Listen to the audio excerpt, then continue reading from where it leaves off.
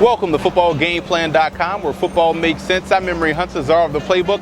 Bring you our 2013 NFL Draft Grade Special for the Minnesota Vikings. We're going to take a look at every last selection the Vikings made this past April, as well as some undrafted free agents that you want to keep an eye on. The Vikings had a well-rounded draft class, and a lot of people are going to focus on the 3 first-round selections, and rightfully so. That's some outstanding talent that they were able to add on day one. But let's focus on the back end. Gerald Hodges, Michael Mauti, and Everett Dawkins out of Florida State defensive tackle. All of these guys, in my opinion, are very good football players coming out of great programs. And the fact that the Vikings were able to get these guys between rounds 4 through 7 just shows the overall depth of this class and how well they were able to draft over the course of the weekend. Now, what I like most about the Vikings draft, they got younger, they got more athletic, and they got better defensively. Remember, during the course of the season, everyone said the defensive line was getting older. That's why you go and get a guy like Sharif Floyd to help bolster the youth and talent on that defensive front. Xavier Rhodes helps out the cornerback position. Reminds me a lot of Charles Tillman that plays for the Bears.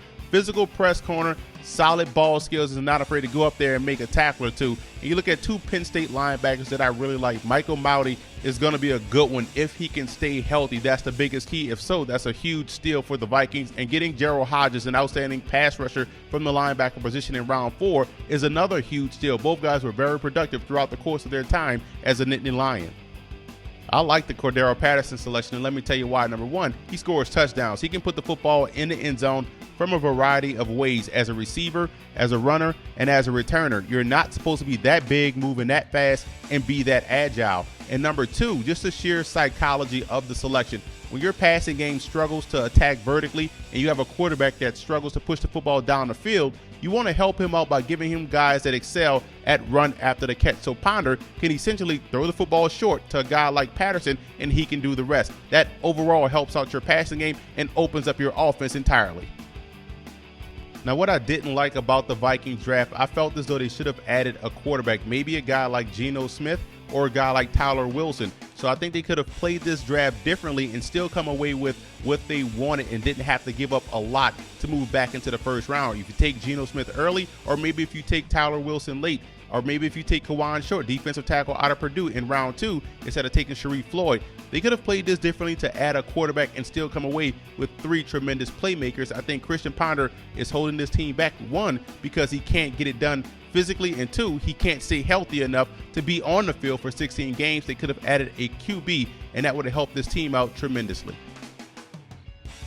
A couple of undrafted free agents that could surprise and make the roster. You look at Marcus Jackson out of Portland State, going from one Viking program to another. Keep an eye on this guy. Tremendous pass rushing ability off the edge. And Rodney Smith, with his 6'6" frame out of Florida State, gives the Vikings a legit red zone target to win those 50-50 passes. And Zach Line out of SMU. I like this guy a lot.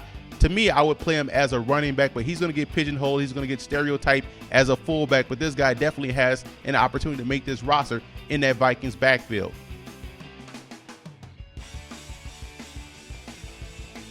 I'm giving the Vikings an A+ for their draft. The one knock I had for it was really just playing the hypotheticals, but from the first round to the 7th round, they've added youth, talent, and athleticism. There's a lot to like about this Vikings draft and this Viking team moving forward. I also want to give a huge shout out to Viking fan forums for always showing football game plan support.